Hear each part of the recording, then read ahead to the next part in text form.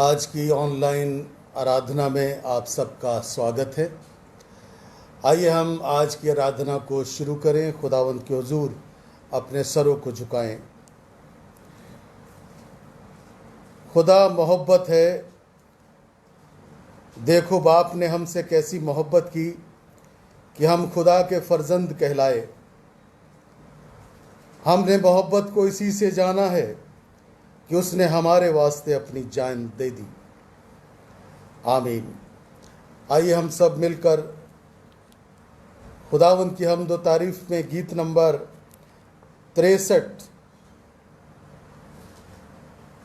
गाएंगे। आसमान के मुकद्दसो मसीह के हो मदा। 63 नंबर गीत मेथोडिस्ट हिम्नल से।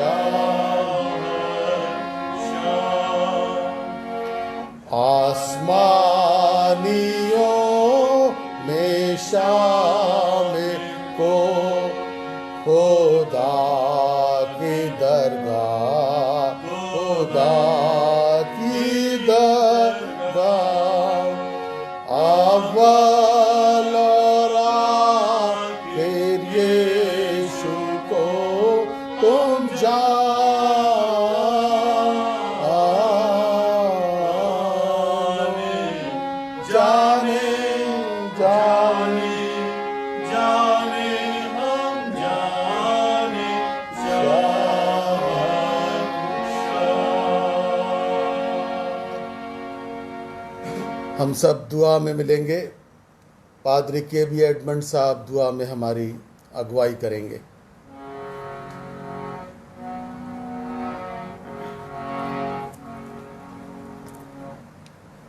आइए हम लोग दुआ मांगें। प्रभु, हम आज के इस पवित्र दिन में धन्यवाद के साथ प्रभु हम आपके सन्मुख अपने सरों को झुकाए हुए हैं और धन्यवाद देते हैं। बीते हुए दिनों में, हफ्तों में, महीनों में, इस हालात में जो कि बुरी दुनिया जिस हालात से गुजर रही है, अपने अनुग्रह को बनाए रखा। हम प्रभु हृदय से आपको धन्यवाद देते हैं और धन्यवाद के सिवाय हम आपको कुछ नहीं दे सकते और ना ही प्रभु आप हमसे कुछ चाहते हैं। सिर्फ अगर चाहते हैं तो हर एक बातों के लिए हम आपको धन्यवाद दें और धन्यवाद देते हैं उस बड़े अनुग्रह के लिए, उस बड़ी दया के लिए, उस प्रेम के लिए जो आपने अभी तक हम पर बनाए रखा है। हम प्रार्थना करते हैं इस पवित्र दिन में, इस पवित्र आराधना में,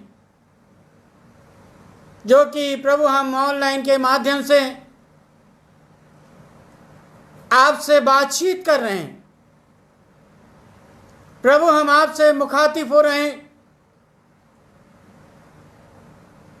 और प्रभु इस आराधना में हम प्रभु शामिल हैं। दुआ मांगते हैं अपनी शहर बरेली के लिए, बरेली के लोगों के लिए, बरेली के प्रशासन के लिए और प्रभु विशेष हम दुआ मांगते हैं अपनी चर्च के लिए, अपनी कलीसिया के लिए, जो आपने अपने वायदे को पूरा किया और हम भी आपके उस पवित्र वायदे को जो आपने कहा तुम मेरे विश्रामवार, मेरे पवित्र दिन को मानने के लिए तुम स्मरण रखना। और आज के इस पवित्र दिन को प्रभु हमने स्मरण रखा है और हमारी दुआ है हमारी ये कलीसिया क्राइस्ट मेथोडिस्ट चर्च, हमारे बच्चे, हमारे जवान, हमारे बुजुर्ग, हम सबको प्रभु आपके समीप लाते हैं और दुआ मांगते हैं प्रभु जी आप हमसे बातचीत करें। ये वक्त आ गया है जैसा आपने योएल नबी के द्वारा ये कहलाया कि अंत के दिनों में मेरे लोग भविष्यवाणियां करेंगे, दर्शन देखेंगे और ये दर्शन का समय है कि हम आपके वचन और आपकी नजदीकी में रहते हुए हम प्रभु आपको और अधिक खोजें, आपको हम जाने, क्योंकि हमारे लिए आप ही सब कुछ हैं। और आपने कहा मुझसे अलग होकर तुम कुछ नहीं कर सकते। और हम जानते हैं खुदा, जब हम आपसे अलग हो जाते हैं, आपसे जब हम दूर हो जाते हैं तो हम निरंकुश हो जाते हैं। अकेले पड़ जाते हैं। और इस सिचुएशन में हमारी दुआ है कि हम आप में बने रहें, आपकी नज़दीकी का अनुभव करें और आपको बहुत करीब से हम प्रभु जान सकें कि आप ही हमारा प्रभु हैं, इस कलीसिया के प्रभु हैं, जिसने अपना प्राण क्रूस के ऊपर दिया और हमारे लिए आप प्रभु तीसरे दिन मुर्दों में से जी उठे। और हमें गर्व है, हमें सौभाग्य है कि हम जीवित परमेश्वर के उपासक हैं, हम जीवित परमेश्वर के आराधक हैं। इस बात को हम समझें और आप में बने रहें। प्रभु हम प्रार्थना करते हैं अपने देश के लिए। देश जिस हालात से गुजर रहा है आप जानते हैं, चाहे वो चाइना बॉर्डर की समस्या हो, चाहे ये कोरोना वायरस की समस्या हो, और बड़ी समस्या हमारे लिए ये कोरोना वायरस है प्रभु, और ये आपके हाथ में है। जाबेज ने दुआ मांगी, ऐ खुदा तू मेरे देश पर दया कर। यही हमारी दुआ है, आप हमारे देश पर आप प्रभु दया करें और इस बड़े महामारी से जो त्रस्त है, जो अफेक्टेड हैं, हमारी दुआ है इस देश पर आप अपना हाथ बढ़ाएं, आजाद करें, मुक्त करें प्रभु, क्योंकि आप में वो सामर्थ है, यीशु नाम में वो सामर्थ है। और आपने कहा अब तक तुमने मेरे नाम से कुछ नहीं मांगा, मांगोगे तो तुम पाओगे। हमारी दुआ है, हमारी प्रार्थना है कि इस बड़े महामारी से प्रभु आप हमारे देश को बचा लें। यही दुआ, यही प्रार्थना हम पूरे विश्व के लिए करते हैं। बड़े बड़े वो पावरफुल कंट्रीज आज प्रभु साधारण लोग आज इस बीमारी से, इस संक्रमण से, इस महामारी के पीड़ाओं में प्रभु वो पड़े हुए हैं। ये दुनिया भी आपकी है, इस दुनिया को आपने बड़े प्रेम से बनाया, बनाने के बाद प्रभु आपने ब्लेस किया और आपने आदम और हवा को बना के आपने कहा फूलो और फलो और बढ़ो। दुआ मांगते हैं खुदा,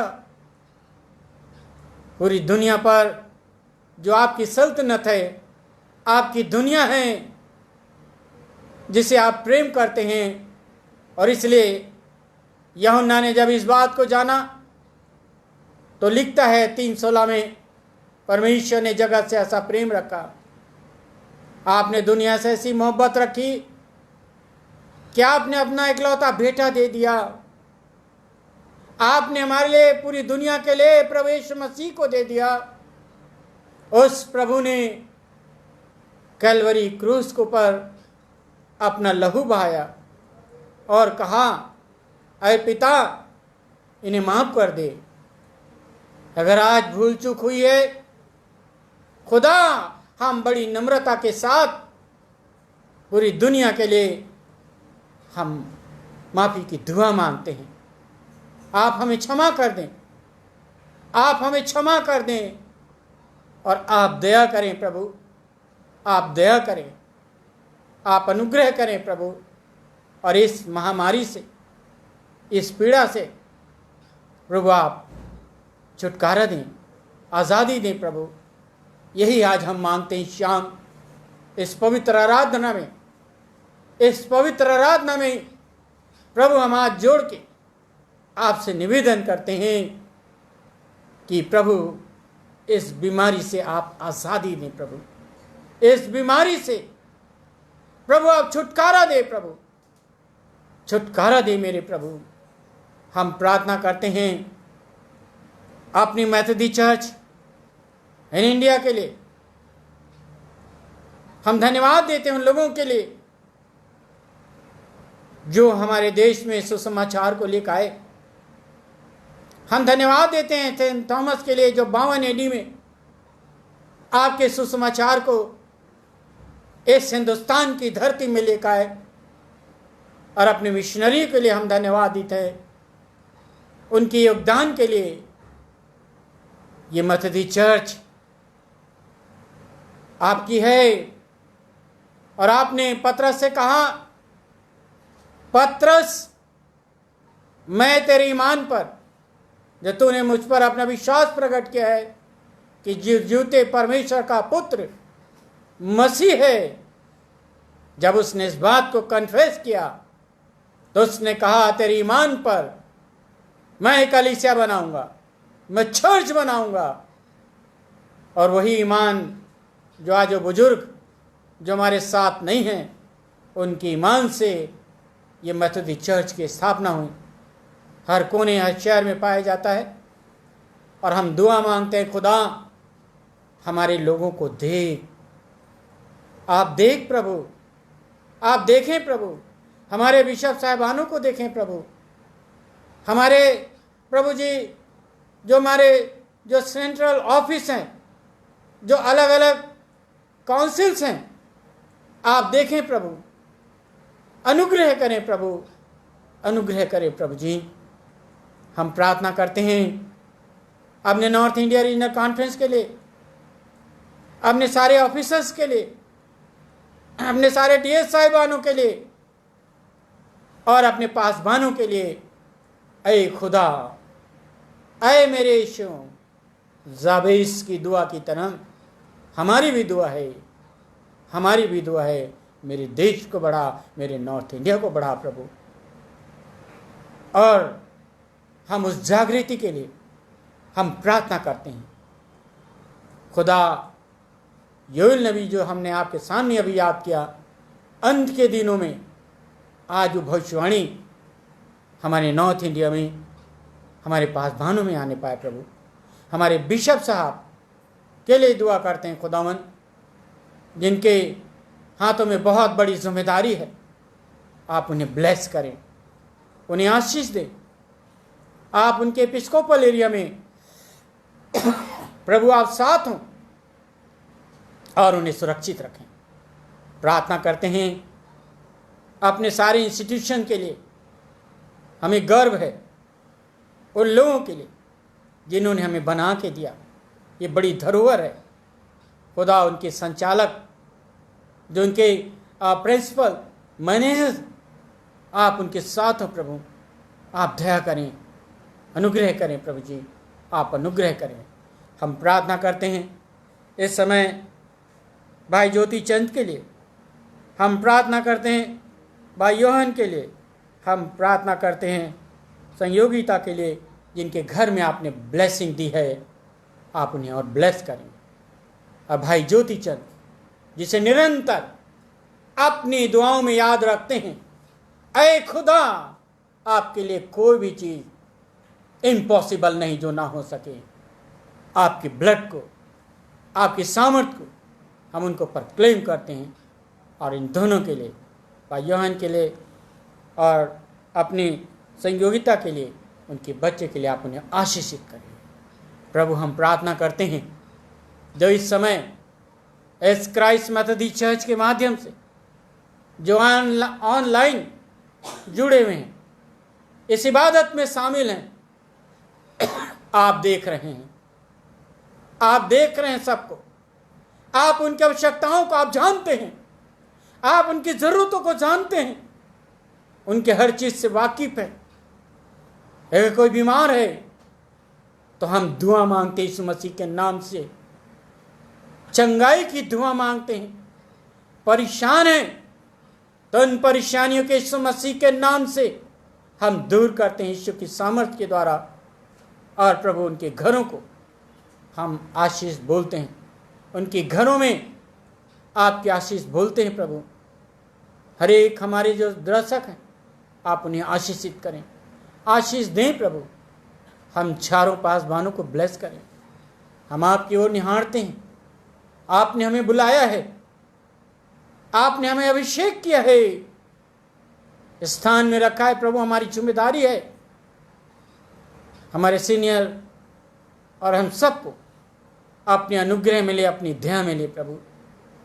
आज का वचन जो आपके दास भाई नंदा प्रचार करते हैं, इस माध्यम से खुदा उन्हें और आशीष दे। पवित्र आत्मा आप उन्हें छुएं, आशीष दें। हमारे दोनों भाई, हमारे भाई मॉरिस और हमारे भाई दयानिधि जो सचमुच में खुदा इस ऑनलाइन माध्यम के एक बड़ा इंस्ट्रूमेंट, वो दोनों व्यक्तिगत तौर से हैं। हारमोनियम तबला है, लेकिन वो दोनों व्यक्तिगत तौर से उन्हें आशीषित करें, आशीष दे प्रभु। आज की आराधना को आपके हाथों में सौंप देते हैं, अपने सारे दर्शक को आपके हाथ में देते हैं। और प्रभु होने दीजिए हर एक को ब्लेस कर, वचन के द्वारा, गीतों के द्वारा। और इस दुआ को बड़े विश्वास के साथ प्रभु यीशु के नाम से मांग लेते हैं, आमीन आमीन। आए हमारे बाप जो आसमान पर है, तेरा नाम पाक माना जाए, तेरी बादशाहत आए, तेरी मर्जी जैसे आसमान पर पूरी होती ज़मीन पर भी हो। हमारी रोज़ की रोटी आज हमें बख्श दे, जिस हम कसूर को माफ़ करते हैं, तू भी हमारे कसूर माफ़ कर। आजमाइश पढ़ने दे, बल्कि बुराई से बचा, क्योंकि बादशाह, कुदरत, जलाल हमेशा तेरी है। आमीन आमीन आमीन।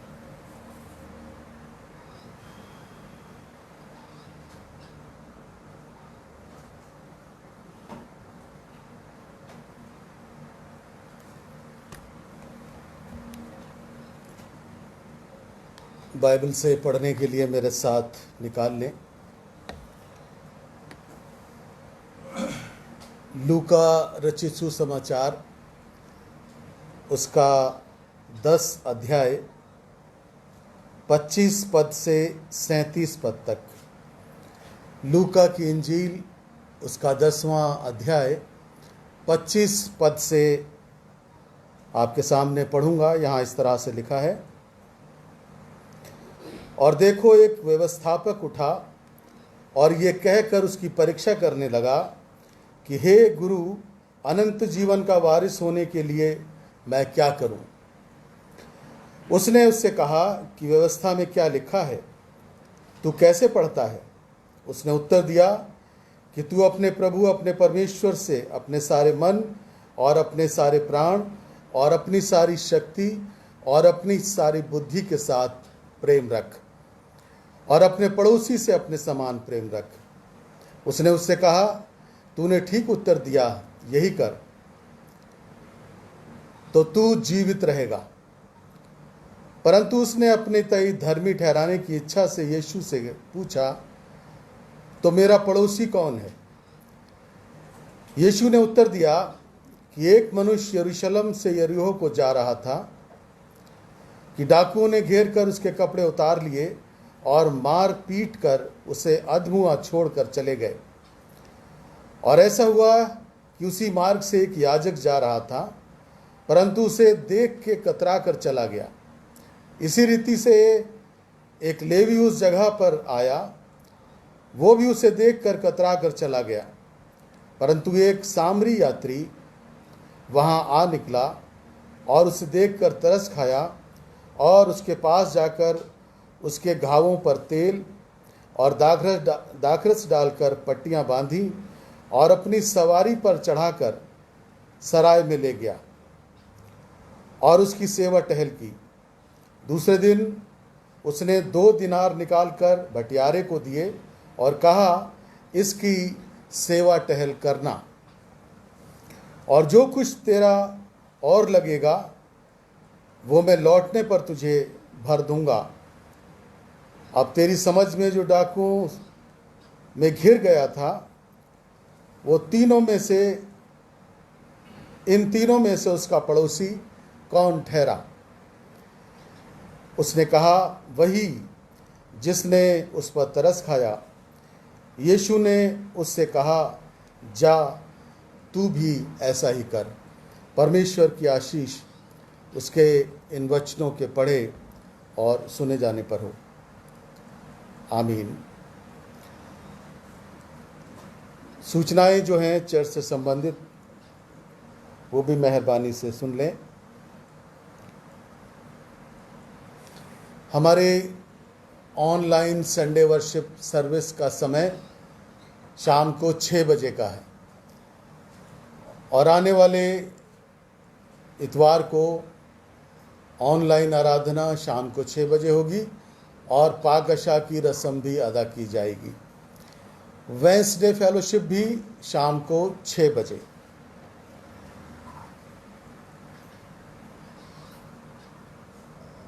सब लोग जानते हैं कि यूपी बोर्ड का रिजल्ट कल आ गया है और हमारे बहुत से बच्चे इसमें अपीयर हुए। पूरे कांग्रेगेशन की तरफ से, पास्टरेट कमेटी कॉन्फ्रेंस की तरफ से, चारों पासबानों की तरफ से उन सब बच्चों को हम बहुत बहुत मुबारकबाद देते हैं, उनको कंग्रेचुलेट करते हैं जिन्होंने इन एग्ज़ाम्स में सफलता को हासिल किया है। उन बच्चों के लिए भी हम प्रार्थना करते हैं और उनसे कहना चाहते हैं कि अगर उन्हें असफलता मिली है, कहीं कोई सब्जेक्ट में मार्क्स कम रहे हैं, तो इस बात से निराश ना हो, बल्कि मेहनत करें और आगे की तैयारी में लगे रहें। असफलता भी हमें बहुत कुछ सिखाती है, तो इससे सीख के सबक लेकर आगे बढ़ना चाहिए। उन तमाम पेरेंट्स को भी हम मुबारकबाद देते हैं जिन्होंने बच्चों की तैयारी की और बच्चे कामयाब हुए, और उन बच्चों के लिए भी, उनके पेरेंट्स के लिए भी हम मुबारकबाद देते हैं कि बच्चों ने मेहनत तो की पर असफल हुए। उसके लिए कोई परेशानी की बात नहीं है, पर दोबारा बच्चों को मेहनत कराएं ताकि ये बच्चे आगे बढ़ें, कामयाब हों और चर्च के मजबूत पिलर्स बने और साथ साथ देश के एक अच्छे नागरिक भी बने। प्रभु सब बच्चों को अपनी बरकत से परिपूर्ण करे।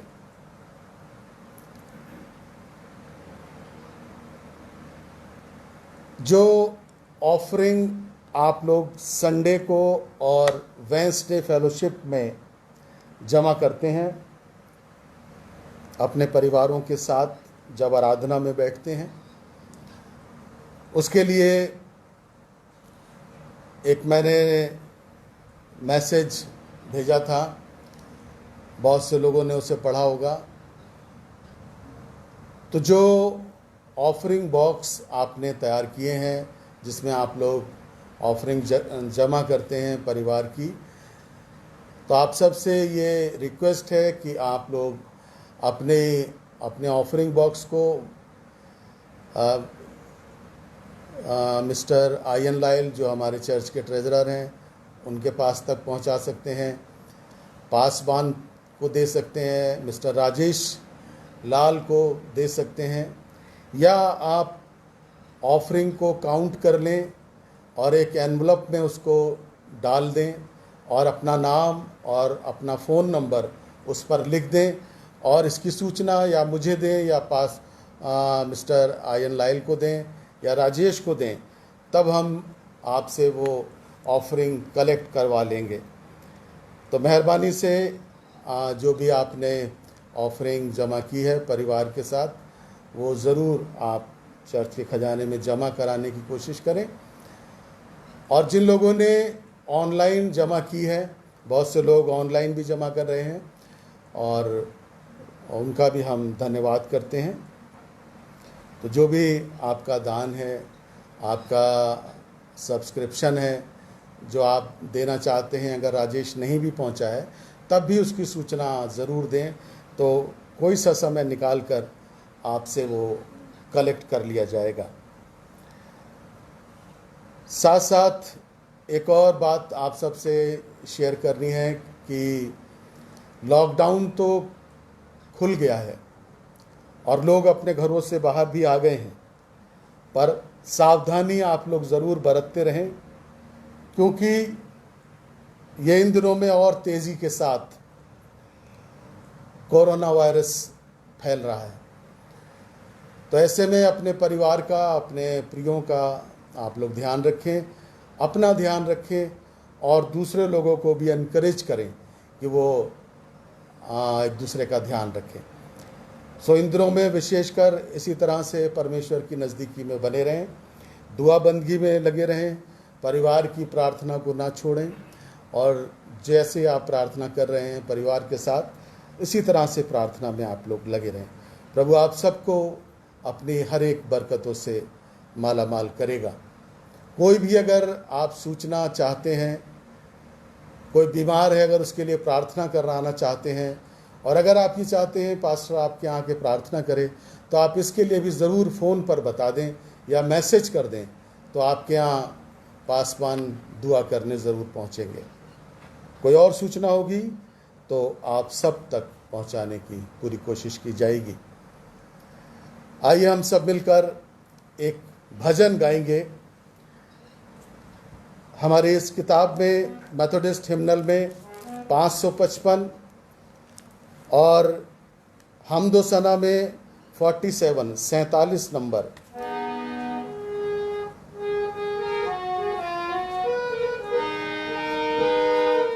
और जब हम इस भजन को गाते हैं तो हम आज का दान प्रभु को अर्पित करेंगे। 555 नंबर। यीशु तूने किया निहाल जब मैं शरण में तेरी आया।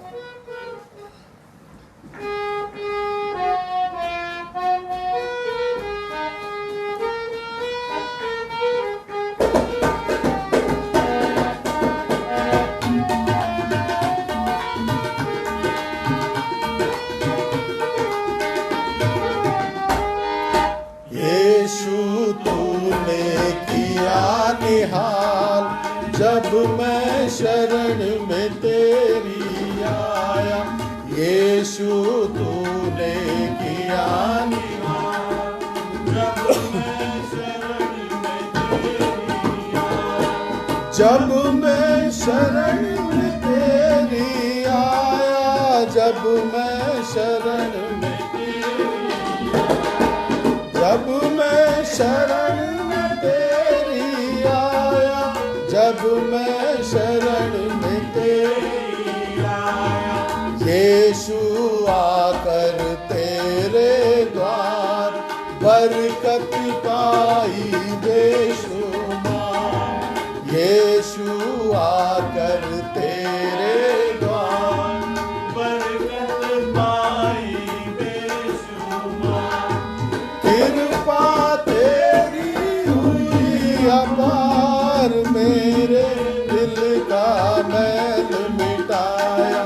कृपा तेरी हुई अपार, मेरे दिल का मैल मिटाया। यीशु तूने किया निहाल जब मैं शरण में तेरी आया।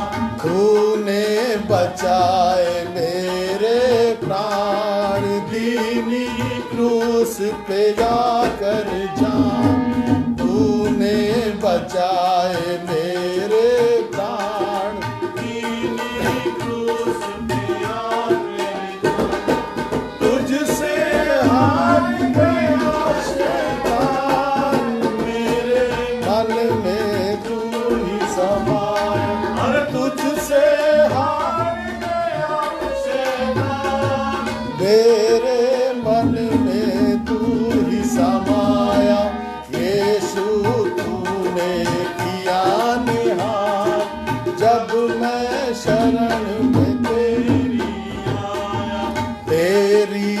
सिफतें अजब निराली, देखी सूरत खूब जलाली, तेरी सिफतें अजब निराली, देखी सूरत खूब जलाली। मेरे दिल में है खुशहाली, मैंने जीवन का सुख पाया। मेरे दिल में है खुशहाली, मैंने जीवन का सुख पाया। यीशु तूने किया निहाल, जब मैं शरण में तेरी आया। जो भी तेरी शरण में आए, वो पापों से है बच जाए। जो भी तेरी शरण में आए, वो पापों से है बच जाए। मन में धर्म आत्मा पावे, इसको मैंने है आजमाया। मन में धर्म आत्मा पावे, इसको मैंने है आजमाया। यीशु तूने किया निहाल, जब मैं शरण में तेरी आया। अब है दास तेरा विश्वासी, काटी तूने काल की फांसी। अब है दास तेरा विश्वासी, काटी तूने काल की फांसी। धन धन अमरनाथ के वासी, दर्शन तेरा मैंने पाया। धन धन अमरनाथ के वासी, दर्शन तेरा मैंने पाया। यीशु तूने किया निहाल, जब मैं शरण में तेरी आया।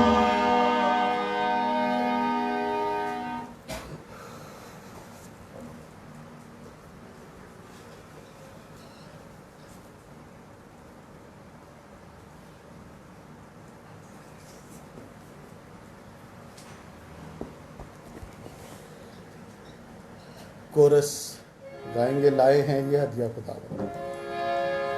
लाए हैं हदिया खुदावंद, लाए हैं ये हदिया खुदावंद। तेरा ही है तू, इन्हें दिया है।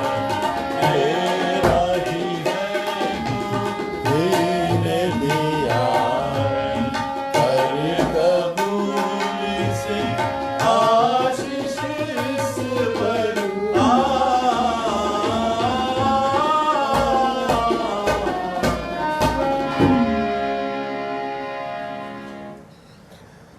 अब इस समय मौका होगा कि हम आज का वचन पादरी प्रमोद नंदा साहब के द्वारा सुनेंगे।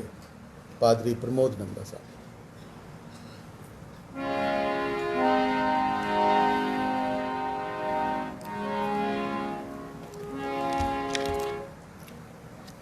आप सबको जय मसीह की।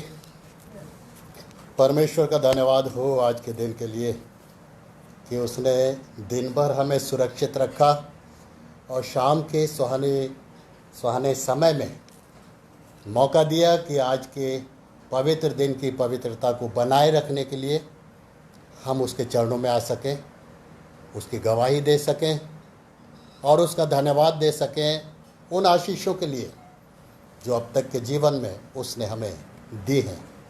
सच में हमारा प्रभु महान है, जो हमारे जीवन पर हर पल अपनी दृष्टि को लगाए रहता है, क्योंकि उसने हमसे प्रेम किया है। अभी जैसा पादी साहब ने आपके सामने पढ़ा, लूका रचित सुसमाचार और उसका 10वां अध्याय और उसके 25 पद से 37 पद तक। इससे पहले कि हम इस वचन पर मनन करें, मैं एक स्थान से इसी से पहले 2-3 आयतें आपके सामने पढ़ना चाहता हूँ। 10 अध्याय के 17 पद से जहाँ लिखा है, वे 70 आनंद से फिर आकर कहने लगे, हे प्रभु, तेरे नाम से दुष्टात्मा भी हमारे वश में हैं। उसने उनसे कहा, मैं शैतान को बिजली की नाई स्वर्ग से गिरा हुआ देख रहा था। देखो, मैंने तुम्हें सांपों और बिच्छुओं को रौंदने का और शत्रु की सारी सामर्थ पर अधिकार दिया है, और किसी वस्तु से तुम्हें कुछ हानि न होगी। तो भी इससे आनंदित मत हो कि आत्मा तुम्हारे वश में है, परंतु इससे आनंदित हो कि तुम्हारे नाम स्वर्ग पर लिखे हैं। आइए दुआ मांगें। हमारे सर्व सामर्थी और प्रेमी पिता परमेश्वर, बड़ी दीनता और नम्रता के साथ हम तेरे चरणों में आए हैं। पापी मनुष्य हैं, जाने अनजाने हमसे बहुत से पाप होते हैं, लेकिन प्रभु तू क्षमा करने वाला परमेश्वर है, तू दया करने वाला परमेश्वर है। और जब जब हम अपनी आंखों को तेरी ओर उठाते हैं प्रभु, तू अपनी दया को हम पर उंडेलता है कि हम इस संसार में रहते हुए तेरी सामर्थ के द्वारा बचाए जा सके। प्रभु, विशेषकर इस नाजुक समय में हम तेरे लोगों को और अपने आप को तेरे सामर्थ्य हाथों में सौंपते हैं और धन्यवाद देते हैं कि तेरे लोग तुझ में सुरक्षित पाए जाते हैं। प्रार्थना है इसी सामर्थ्य को सदा उन पर बनाए रखना, ताकि प्रभु हर एक व्यक्ति सुरक्षित रहकर तेरा धन्यवाद दे सके और तेरी सेवा जो तू उनके जीवन से चाहता है उसको पूरा कर सके। आज के वचन के लिए प्रभु तू हम में से हर एक को अपनी बुद्धि से परिपूर्ण कर, अपनी सामर्थ्य से भरपूर कर, ताकि प्रभु जो वचन हमसे कहना चाहता है हम उसको समझें और अपने जीवनों में लागू कर सकें। तो हमारी अगुवाई कर, अपने दास के साथ हो, मेरे अपवित्र होठों को छूकर पवित्र कर, ताकि तेरा पवित्र वचन जो तू मुझको और अपने लोगों को देना चाहता है, तेरे दास में होकर तेरे लोगों से बातचीत कर सके, ताकि हर एक जीवन तुझसे आशीषित हो। विनती उद्धार करता प्रभु यीशु के नाम से मांगते हैं, सुन और ग्रहण कर। आमीन। प्रभु यीशु मसीह के वो विश्वासी जो उसकी संगति में बने रहते थे, जो उसकी आज्ञाओं का पालन करते थे, जो उसके नियमों को अपने जीवन में स्थान देते थे, वो विश्वासी प्रभु से आकर कहते हैं कि हे प्रभु, तेरे नाम से दुष्ट आत्मा भी हमारे वश में है, इसका आनंद हमें है। लेकिन प्रभु यीशु मसीह उनसे कहता है कि इससे आनंदित मत हो कि आत्माएं तुम्हारे वश में है, बल्कि ये जानो कि क्या स्वर्ग में तुम्हारे नाम लिखे हुए हैं। प्रभु परमेश्वर ने मुझे और आपको एक ऐसा जीवन दिया है जो अनमोल है, बहुमूल्य है, और इस जीवन में रहते हुए मेरे और आपके लिए एक अवसर है, एक समय है, एक मौका है कि जिस उद्देश्य के साथ हम इस संसार में भेजे गए उस उद्देश्य को पूरा करें। अपने जीवन से, जीवन के कामों से, अपने व्यवहार से हमारा हर एक पल उस प्रभु को महिमा दिला सके, क्योंकि प्रभु ने हम मनुष्यों की रचना इसीलिए की कि हम उसकी महिमा करें। और हम में से हर एक व्यक्ति को ये विचार करना है कि वास्तव में क्या हम परमेश्वर के इतने नज़दीक हैं कि हमारा नाम स्वर्गीय पुस्तक में लिखा हुआ है। और जब प्रभु यीशु मसीह उन 70 चेलों से बातचीत कर चुका, 70 विश्वासियों से बातचीत कर चुका, तो उसने पिता का धन्यवाद दिया कि हे पिता, स्वर्ग और पृथ्वी के प्रभु, मैं तेरा धन्यवाद करता हूं कि तूने इन बातों को ज्ञानियों और समझदारों से छिपा रखा और बालकों पर प्रकट किया है। परमेश्वर का वचन हमसे कहता है कि प्रभु यीशु मसीह का आगमन इस संसार में इसलिए हुआ कि वो पापियों का उद्धार करे, गिरते हुए को उठाए और जो आत्मिक रूप से कंगाल हैं उन्हें धनवान बना सके। उसने निर्बुद्धियों को चुना कि बुद्धिमानों को लज्जित करें। उसने कमजोरों को चुना कि बलवानों को लज्जित करें। और जब वो अपने पिता का धन्यवाद दे चुका, तो जो लोग वहां पर इकट्ठा थे, तो वहां पर एक व्यक्ति ऐसा भी था जो व्यवस्था को बहुत भली प्रकार से जानता था, जो व्यवस्था को दूसरे लोगों तक पहुंचाता था। वो व्यवस्था जो मूसा के द्वारा परमेश्वर ने अपने लोगों तक पहुंचाई थी, और उस व्यवस्था को वो लोगों तक पहुंचाता था। और उसने आकर प्रभु यीशु से कहा कि हे गुरु, अनंत जीवन का वारिस होने के लिए मैं क्या करूं? बाइबल कहती है उसने ये शब्द, ये प्रश्न, ये क्वेश्चन आत्मा में भर के नहीं कहा, बल्कि प्रभु यीशु मसीह को परखने के लिए कहा, क्योंकि वो स्वयं को उसकी दृष्टि में धर्मी ठहराना चाहता था और दूसरों को अधर्मी। प्रभु यीशु मसीह से जब भी कोई प्रश्न किया गया, जब जब उसे परखा गया, जब जब लोगों ने उसकी परीक्षा ली, तब तब उसने ऐसा जवाब दिया कि लोग उन सवालों में जो प्रभु ने उनसे किए उलझ कर रह गए। ऐसे ही प्रभु यीशु के पास कुछ लोग आए और उससे कहने लगे कि हे प्रभु, क्या कैसर को कर देना उचित है? प्रभु ने उससे कहा कि एक सिक्का मेरे पास ला। और जब वो सिक्का उसके पास लाया गया, तो उसने उनसे पूछा कि इस पर किसकी छाप है, किसकी फोटो है? लोगों ने कहा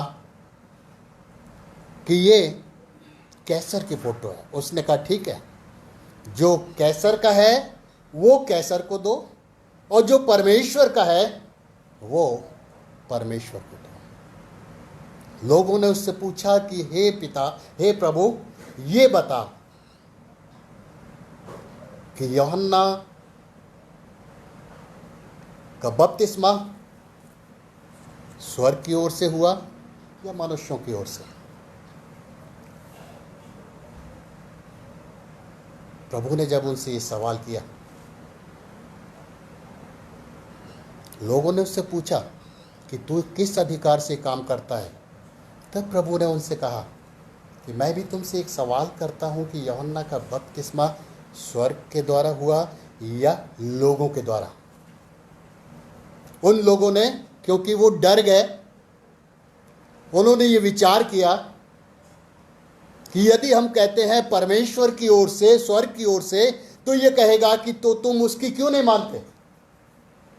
और यदि हम कहते हैं कि मनुष्यों की ओर से, तो जो भीड़ हमारे साथ है वो हमें पत्थरवा कर डालेगी।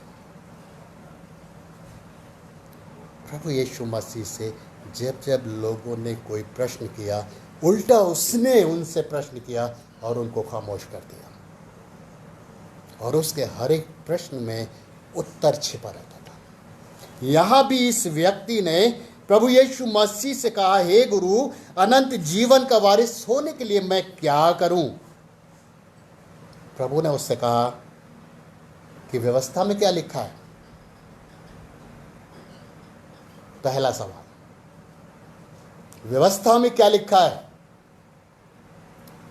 उसने कहा, उसमें लिखा है कि तू प्रभु अपने परमेश्वर से अपने सारे मन और अपने सारे प्राण और अपनी सारी बुद्धि शक्ति और अपनी सारी बुद्धि से के साथ प्रेम रख और अपने पड़ोसी से अपने समान प्रेम रख।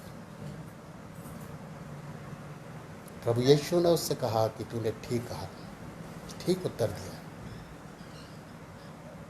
जा तू ऐसा ही कर, तब तू जीवित रहेगा। क्योंकि वो प्रभु को परखने के लिए आया था। उसके मन में एक प्रश्न और उठा कि मेरा पड़ोसी कौन है। संस्कृत में एक वाक्य है, वासुदेव कुटुंबकम। पृथ्वी पर रहने वाला हर एक प्राणी मेरा और आपका पड़ोसी, क्योंकि ये सारा संसार परमेश्वर के द्वारा रचा गया है। सारी मानव जाति को परमेश्वर ने बनाया है, तो हम एक दूसरे से कहीं न कहीं जुड़े हुए हैं, एक परिवार है। और ये व्यक्ति प्रभु यीशु से पूछ रहा है कि मेरा पड़ोसी कौन है।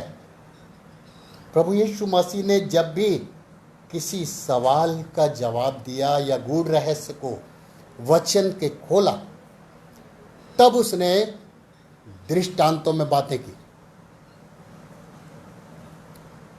और प्रभु यीशु ने कहा कि एक व्यक्ति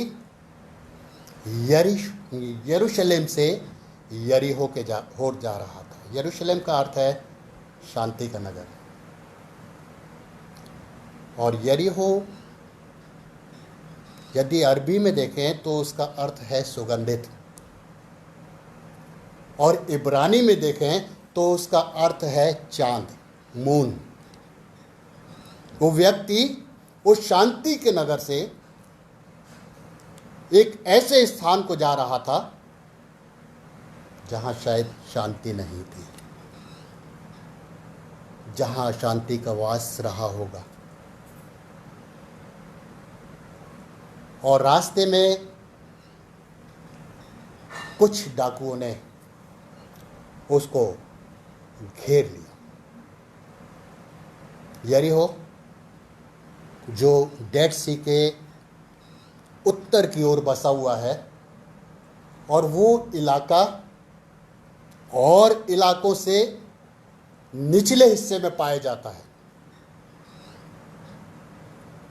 और ये व्यक्ति, क्योंकि वो हिस्सा, वो रास्ता सुनसान था, जब लोग वहां से निकलते थे तो झुंड के रूप में निकलते थे, क्योंकि उन्हें डर था कि ऐसा ना हो कि हम लूट लिए जाएं, ऐसा ना हो कि डाकू हमारी हत्या कर दें, ऐसा ना हो कि जिस उद्देश्य के साथ हम जा रहे हैं वो उद्देश्य हमारा पूरा ना होने पाए। लेकिन ये व्यक्ति अकेला ही उस रास्ते से चला जा रहा था,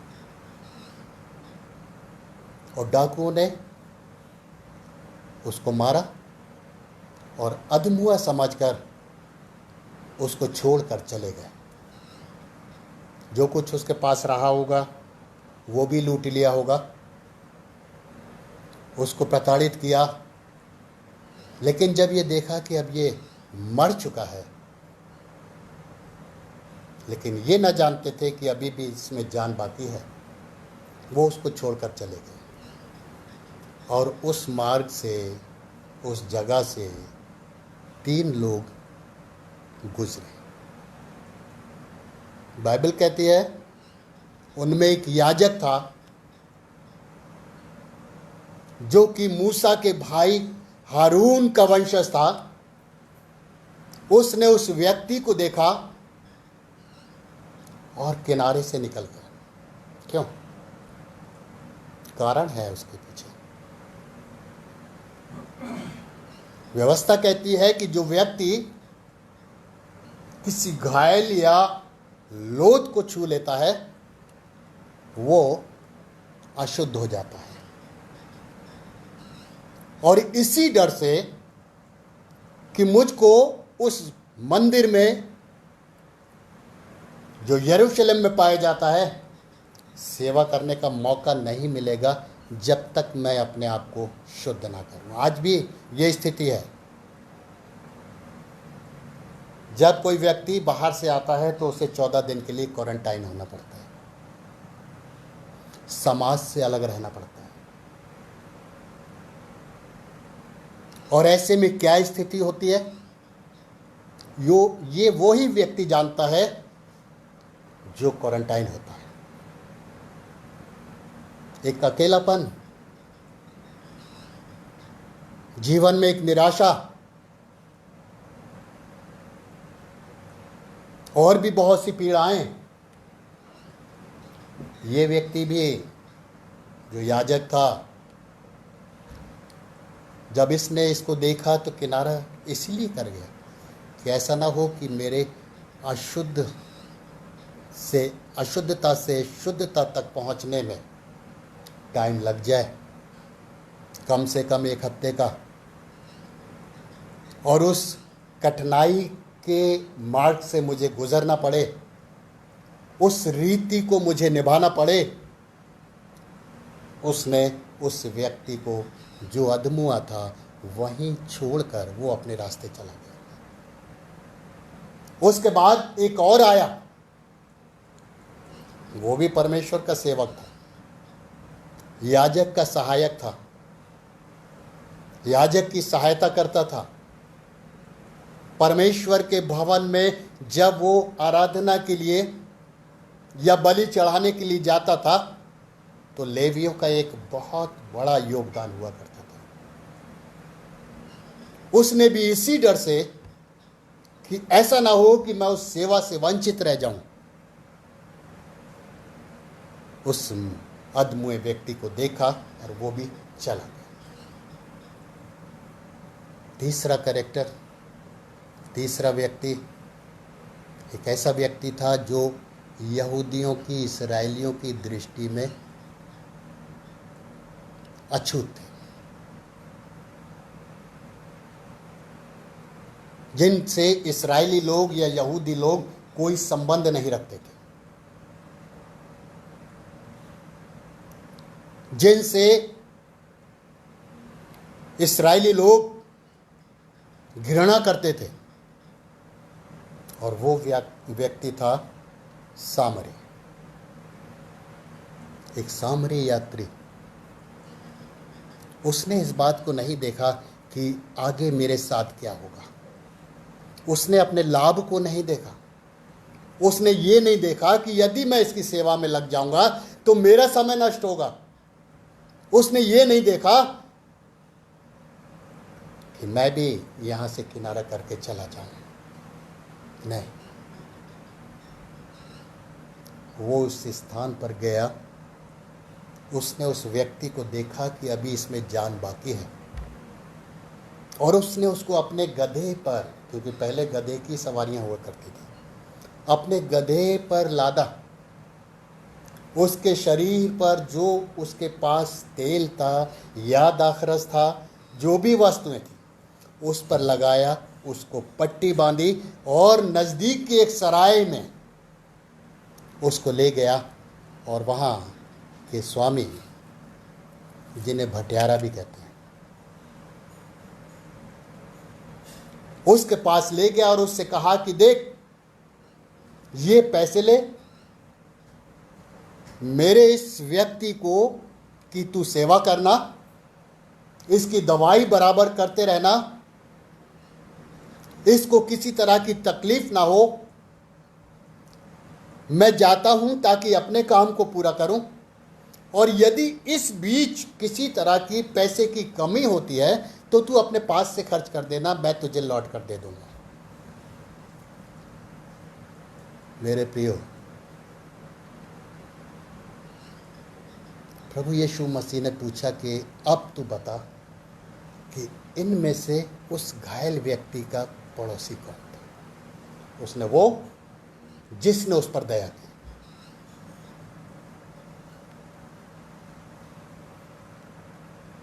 मुझे और आपको सोचना, मुझे और आपको विचार करना है। वचन कहता है जब हम पाप ही में थे तब परमेश्वर ने अपने पुत्र को इस संसार में इसलिए भेजा कि हम उसके बलिदान के द्वारा अपनी मूर्छा से, अपने पापों से दबे हुए जीवन से, अपने उस अधमुएपन से बचाए जाए,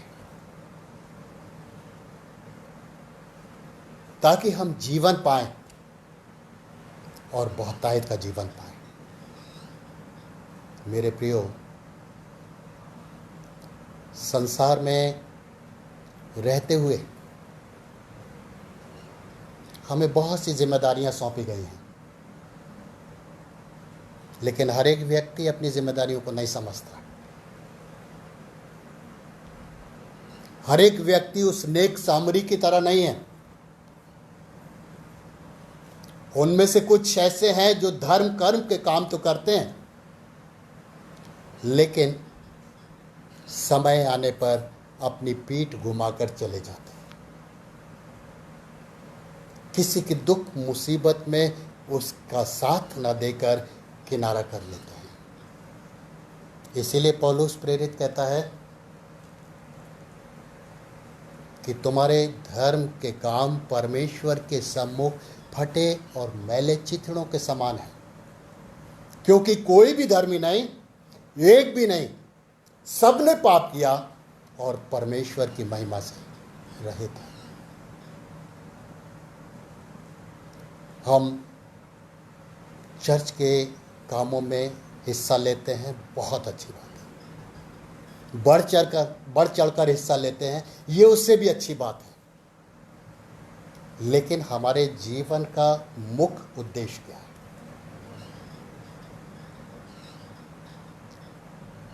हम जब पीड़ित थे, हम जब दुखी थे, हमारे बचाव का कोई रास्ता नहीं था, व्यवस्था का भी पालन कर रहे थे, भविष्यवक्ताओं की भी सुन रहे थे, दर्शियों की भी सुन रहे थे, लेकिन फिर भी हमारे पापों से हमारा बचाव नहीं हो पा रहा था, तब वो व्यक्ति आया जो स्वर्गीय सिंहासन का स्वामी है। उसने अपने स्वर्गीय सिंहासन को छोड़ा और हम अधमुओं को फिर से जीवन देने के लिए इस संसार में आ गया। मेरे प्रियो, जब उसने मेरे और आपके लिए इतना किया है, तो मेरा और आपका फर्ज क्या बनता है? ये समय बहुत से लोगों के लिए कठिनाई का समय है। लॉकडाउन के चलते बहुत से लोगों की नौकरियां छूट गईं, बहुत से लोगों के कमाई के साधन बंद हो गए, बहुत से लोगों को खाने की परेशानियां होने लगी। ऐसे में हमारा फर्ज बनता है कि हम एक दूसरे को उठाएं, एक दूसरे की आवश्यकताओं को पूरा करें, एक दूसरे को गलत मार्गों में ना पड़ने दें, क्योंकि जब उन लोगों की आवश्यकताएं पूरी नहीं होंगी तो जाहिर सी बात है कि वो गलत मार्गों में पड़ेंगे, चोरी करेंगे, डकैती डालेंगे, जेब कतरा बन जाएंगे, इसलिए कि अपनी आवश्यकताओं पूरा करें। लेकिन हमारा फर्ज है। बीते दिनों में हमारे चर्च ने भी यानी आप लोगों ने, क्योंकि चर्च हम हैं जो विश्वासी हैं। Christian, you are church. हम हैं चर्च। हम लोगों ने मिलकर अपने प्रियों की आवश्यकताओं को पूरा किया, और आज वो लोग आनंदित हैं। और जब हमने ऐसा किया तो ये जानकर हम भी आनंदित हुए कि हमने प्रभु की आज्ञा का पालन किया, कि एक दूसरे की सहायता करो, एक दूसरे को अपने से बेहतर जानो। आज हमारा फर्ज ये है कि जो जिम्मेदारी प्रभु ने इस संसार में रहते हुए हमें सौंपी है, कि हम अपने जीवन से, अपने कामों से उस प्रभु को प्रकट करें उन लोगों पर जो आज भी उससे अनजान है, जिस प्रभु ने मेरे और आपके लिए अपने आप को कुर्बान कर दिया, जो अपना स्वर्गीय स्थान छोड़कर संसार में आ गया हमारे स्तर पर, हमारे रूप में, ताकि उसके बलिदान के द्वारा हम बचाए जा सकें। आज भी वो हम पर दया करने को तैयार है, लेकिन हमें आवश्यकता है अपने जीवन को उस व्यक्ति की तरह बनाने की जिसने अपने लाभ को स्थान नहीं दिया, बल्कि उस घायल व्यक्ति पर, उस अधमुए व्यक्ति पर अपनी दृष्टि डाली और उसकी सेवा शुश्रूषा करने लगा। उसको उठाकर ले गया कि कहीं ऐसा ना हो कि यहाँ पर पड़ा पड़ा ये मर जाए। इसलिए मेरे प्रियो, अपने जीवन को जांचिए, परखें कि हम किस स्थिति में पाए जाते हैं, हमारा कितना योगदान है परमेश्वर की योजना को पूरा करने में। प्रभु यीशु मसीह को जो योजना लेकर परमेश्वर ने इस संसार में भेजा, उसने उस योजना को पूरा किया, और इसलिए वो कहता है पूरा हुआ, इट इज फिनिश्ड, तमाम हुआ। क्योंकि हे पिता, जो उद्देश्य के साथ, जिस योजना के साथ तूने मुझे यहाँ भेजा, मैंने उसको पूरा किया। मेरी और आपकी जवाबदेही भी उस पिता के सामने होगी, मेरी और आपकी जवाबदेही भी उस प्रभु के सामने होगी जिसने मेरे और आपके लिए बलिदान दिया, कि क्या मैंने और आपने उसकी आज्ञाओं का पालन किया, उसके भेजे जाने को स्वीकारा, उसकी योजना को जो उसके द्वारा हमारे जीवन से है उसको पूरा किया। याद रखिए, प्रेरित शब्द का अर्थ होता है भेजा हुआ। हम भी प्रभु की ओर से भेजे हुए लोग हैं, क्योंकि हम परमेश्वर की सामर्थ्य से भरपूर हैं। परमेश्वर हमारे जीवन से कुछ करवाना चाहता है। जिस प्रकार से इस व्यक्ति ने अपने जीवन से उस अधमुए व्यक्ति को जीवन देने का की योजना को पूरा कराया, आज मुझे और आपको भी अपने आप को तैयार करना है। आज मुझे और आपको भी उसकी आत्मा से परिपूर्ण होकर अपनी सेवाओं को पूरा करना है, उस योजना को पूरा करना है जो प्रभु ने मुझे और आपको सौंपी है, ताकि हमारे नाम उस स्वर्गीय पुस्तक में लिखे जाएं और हम पिता के दाहिने हाथ खड़े हो सकें। परमेश्वर हम सबको अपनी आशीष और अपनी सामर्थ्य से भरपूर करें, हमारे जीवनों में अपनी शांति दे, ताकि हम उसकी इच्छा को पूरा कर सकें। आमीन। दुआ मांगे। हमारे सामर्थी और दयालु पिता परमेश्वर, तू नहीं चाहता कि कोई भी पापी अपने पापों में रहते हुए अपने जीवन को नाश कर दे, बल्कि चाहता है कि हर एक अपने पापों से पश्चाताप करे और अनंत जीवन को पा सके, बचाया जा सके। क्योंकि हमारे बचाने के लिए ही प्रभु तू इस संसार में आया, हमारे बचाने के लिए ही प्रभु तूने 3 बार में 13 कोड़े अपने शरीर पर खाए और उन 39 कोड़ों से बहता हुआ लहू हमारे पापों के लिए बहाया गया। हमारे बचाने के लिए प्रभु तूने अपने शरीर पर उन 5 बड़े घावों को सहा।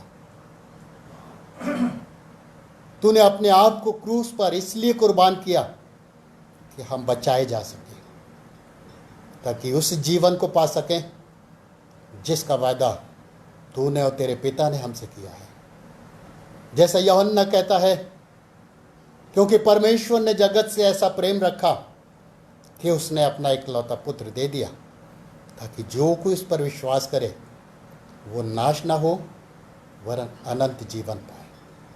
हाँ प्रभु, हमें तैयार कर कि हम भी उस अनंत जीवन के अधिकारी हों और तेरी संगति में रहते हुए तेरे सच्चे परस्तार हो सके। तू अपनी आत्मा से हमको परिपूर्ण कर और हमारी अगुवाई कर। इस संसार में रहते हुए इस जीवन को जीने की कला हमें सिखा कि प्रभु हम एक दूसरे के सहायक हो सके, हमारा मददगार हो। क्योंकि ये सब कुछ हम अपने उद्धारकर्ता और तेरे इकलौते पुत्र प्रभु यीशु के पवित्र और मधुर नाम से मांगते हैं। सुन और ग्रहण कर। आमीन।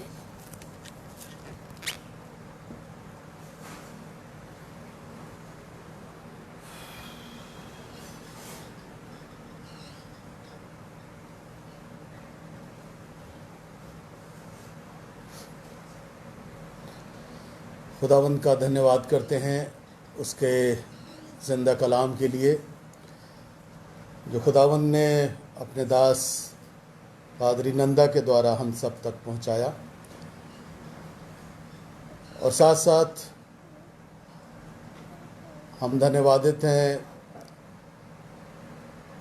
भाई दयानिधि दिल्लू के, भाई मॉरिस मैसी साहब के, और साथ में आज के टेक्नीशियन शुभम सैमसन के, जिन्होंने ऑनलाइन वर्शिप फेसबुक के द्वारा हम सब तक पहुंचाने में मदद की है। राजेश लाल ने सारा अरेंजमेंट किया और मिसेस मिलरेड मसीह, हम आप सब का हृदय से धन्यवाद करते हैं। आखिर में हम लोग एक कोरस में शरीक होंगे, काश कि यीशु की खूबियाँ मुझ में हो। काश की यीशु की खूबियाँ मुझ में हो, उसका जोश और मोहब्बत मिले मुझको,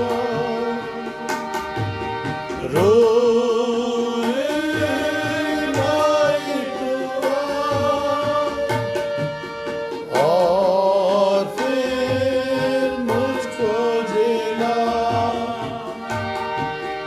ताकि यीशु की खूबियाँ मुझ पे हो।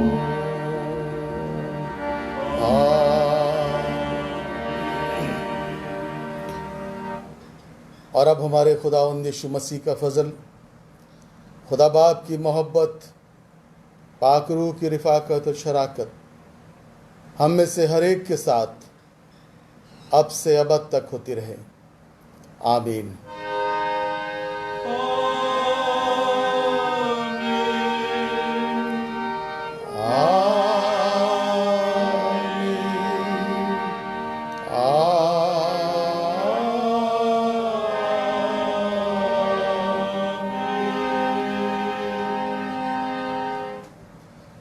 Thank you very much.